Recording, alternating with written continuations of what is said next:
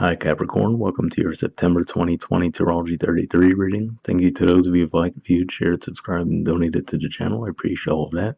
For those of you interested in booking a personal reading with me, I'm actually going to be taking a bit of a break from those. I'm not sure when I'm going to start them back up again. It'll probably be at least a month from now, but when I do make the decision to start them back up again, I'll make an update on the community section of the channel.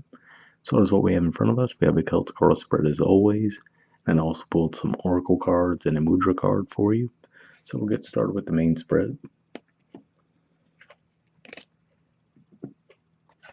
The main situation position, we have the Justice card. So this is actually in Libra energy. And for you guys, Libra is your 10th house. But I'm not really picking up on this being related to career for too many of you. I feel like this is more of a one-to-one relationship. And I feel like this is saying that you're actually, determined to actually restore balance in a situation. So, like I said, for a lot of you, I feel like it's a one-to-one situation. For some of you, can be around career and finances as well, or just your image, public image in general, too. In the challenger obstacle position, we have the Queen of Cups. So this actually represents Cancer energy, which is your opposite sign. So this is another thing to make me think that for a lot of you, it is around the romantic relationship.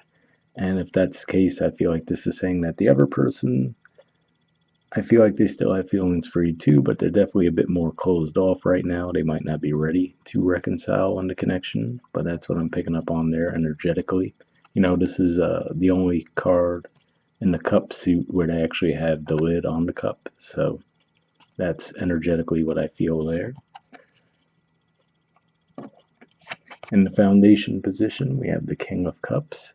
So this is actually Scorpio energy here.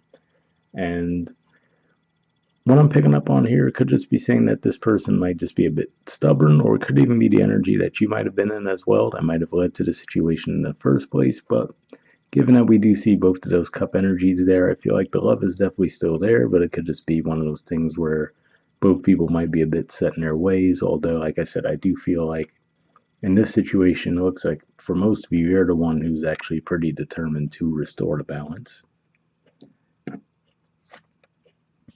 In the past situation, or past position rather, we have the Eight of Cups in reverse. So again, this is what I'm saying. I feel like this is you might have left this connection for a while. I don't know what might have led to the breakup, but I feel like you guys did actually break up with this person, at least for a short time. And with this being in reverse, could just be saying that you actually did decide to come back to this person. So that's what I'm seeing primarily there. In the present position, we have Four of Cups in reverse and 10 of Cups upright. So seeing these two cards together again gives me that theme where maybe for a while you might have been taking this person for granted, or vice versa. Whoever's in that Four of Cups in reverse position, I feel like they were the ones who were probably taking the connection for granted. And it definitely might have been the other person, given that this is also Cancer energy. And then with the 10 of Cups here, it looks like it's saying that, coming to that realization that whoever this is that was taking the situation for granted does realize now that, what, actually this is my happiness, basically. So I feel like that's what I'm picking up on primarily there. For a small percentage of you, could just be coming to the realization that you're determined to have that happiness, and if that person doesn't want to come along with you, then you might just go without. But for the majority of you, I feel like this is saying that this is regarding this situation with the same person.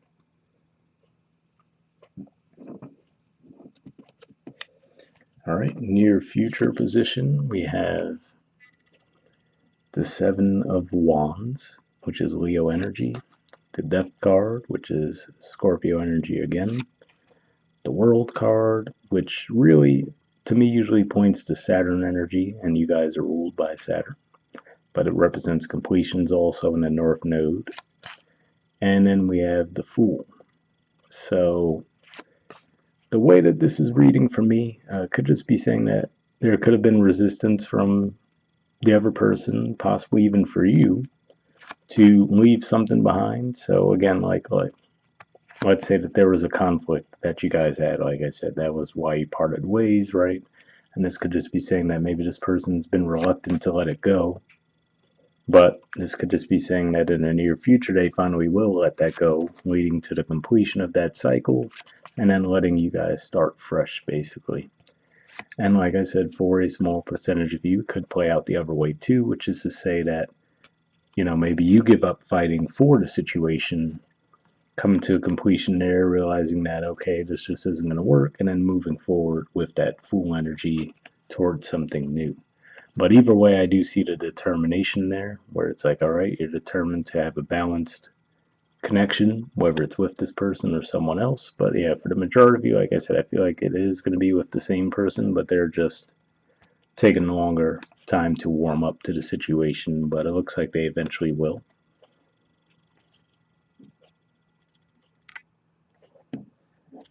All right. In the position of your influence on the situation, we have the Hermit. So again, this is what I was feeling there with that Eight of Cups in reverse and the Four of Cups in reverse, which is to say, I feel like you've already gone through a period of reflection regarding the situation. For you guys, Virgo energy represents your ninth house, and that usually represents, looking at things from a higher perspective.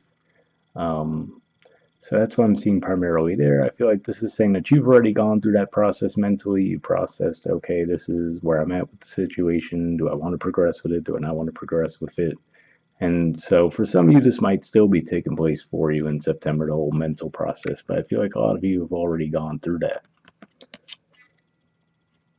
And with the Nine of Swords at the bottom of the deck here, it could just be saying that, again, this is something that you probably have given a lot of thought to. And that for a while is probably giving you a lot of anxiety. Possibly even now, if, you do try to rectify the situation with the person and they're resistant to it. But I feel like you're eventually progressing out of that. This also being a nine energy, but obviously this is mastery of that nine energy. So that's what I see there. All right, in the environment position, we have the Emperor and the Queen of Wands. So both of these are Aries energies. We have Mars in Aries too. It's going to be there until January. So, there's a lot of tension with the way Mars is aspecting the planets that are in your sign. So could have been some tension there. That could have even been what started all this to begin with, right? Maybe you guys had some conflict with this person when one of those aspects were being made, and then that could have led to the separation for a bit. But primarily what I'm seeing here with this, with the Emperor and then the Queen of Wands, given that they're both Aries energies, if we look at the two, right, obviously this person looks a lot more guarded than the Queen of Wands. So it could just be saying that this represents this person's energy, where right now it might be really hard for you to get through to them, right? They might still have their guard up, but you might actually feel that start to soften as time passes. That's what I'm reading this as primarily here. This really does jump out to me as more of a relationship reading than anything else. But if this is something around the workplace as well, it could be the same dynamic where maybe you have a boss that's, really set in their ways and stubborn, that you might have butted heads with a few times, and now it could just be saying that they might be opening up to your ideas as well in that regard. All right. In the hopes or fears position, we have the Sun and we have the Seven of Swords. So, I mean, the Sun definitely seems like a hope energy, and then the Seven of Swords, I would assume, is a fear energy, right? So, could just be saying that, and maybe that's part of what it is too, because, like I said, for some of you, this could have been your energy. So, in a way, yes, we could definitely see love between the two people, but King of Cups energy isn't always the most open energy either. So, it could just be saying that you might have had that fear that if you did open up and be more inviting toward this person, that maybe it would lead to you being deceived or hurt, right? And, I mean, we all go through those phases, and sometimes energetically, you don't realize that that's what it's doing, but that can create blockages sometimes too, or at the very least, like I said, I feel like at the very least, this person seems pretty closed off too, but you could just be adding to it in that regard because, subconsciously, if you have that in your mind, you won't really be as open with the person as you want to. and then they'll read that energy too, even if there's zero bad intent behind it, but then that's going to kind of put them on guard too, and then it just kind of builds up in that regard. But this is just a hopes or fears, so there's no, real indicator that this would actually play out. I just feel like this is something that's just been on your mind. In the outcome position, we have the star. So this is actually the major arcana energy for Aquarius. And for you guys, that's actually your second house of finances, self-worth, possessions. But, this is also referred to as a wish card sometimes. But yeah, what I see this saying here is that eventually you will get that goal. There's not really anything going on energetically with Aquarius. I mean, we already had the full moon there and everything, so I don't think it's necessarily pointing to transits going through there, but I feel like this is more of a vibe that you're in, actually getting through that rough patch with the connection and now actually being able to move forward with it in a positive way. And of course, this could represent some openness too, like we were saying, if you think about the blocked off cup there with the Queen of Cups and then the King of Cups, sometimes not being the most open emotionally either could just represent that as well, where, maybe the two of you finally do discuss your feelings with each other and then that helps to move things forward. So it might take a little vulnerability on both sides, basically. So that's what I see there. And of course, like I said, it really did kind of just steer itself all the way toward a relationship thing for me, and I apologize for that for those of you who wanted something else as far as the messages go, but if this is finances, that's definitely a positive indicator as well, given that that is your second house of finances. So, like I was saying, if this was just someone who might have been kind of set in their ways that was maybe in a superior position to you in the workplace, looks like there could be some forward progress there with them as well. All right. So moving on to the oracle cards. First we have poised. There's the artwork, and the number is 48.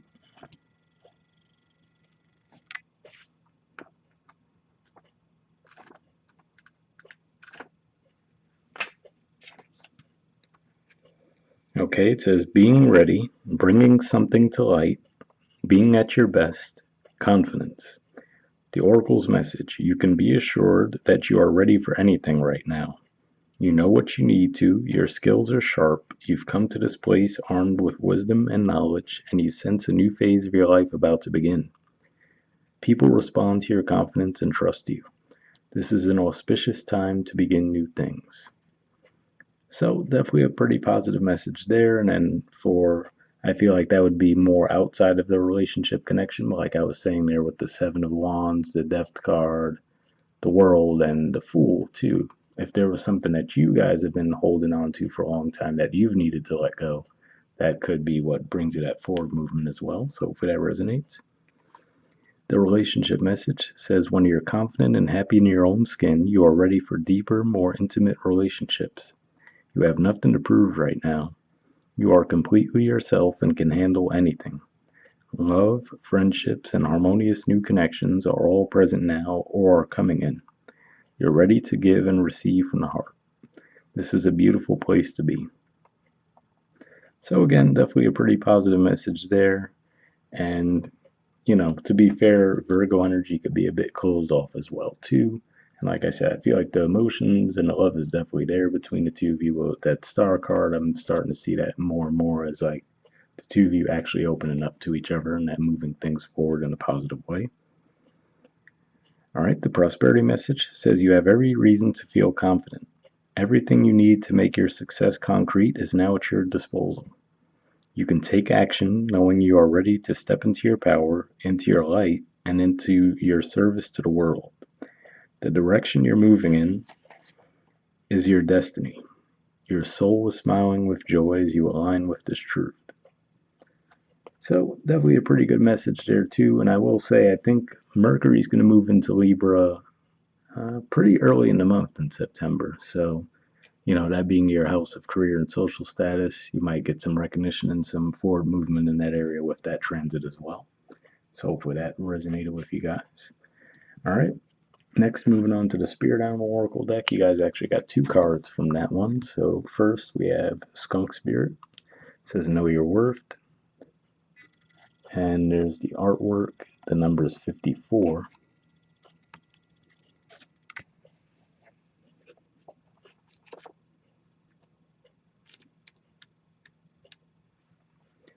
Okay, it says, what do you value? What do you believe in? Is your best, most authentic self on display? Skunk Spirit comes as a reminder that you can be proud of who you are and what you have accomplished. Know your worth. Not everyone will agree with you or share your values, but you can walk with your head high, knowing that when you express your integrity, others can feel your authenticity and will be inspired by it. Be who you are, and if your reputation precedes you, good. You have much to be proud of, and Skunk Spirit wants you to be your best self, the true you. So definitely a pretty good message there.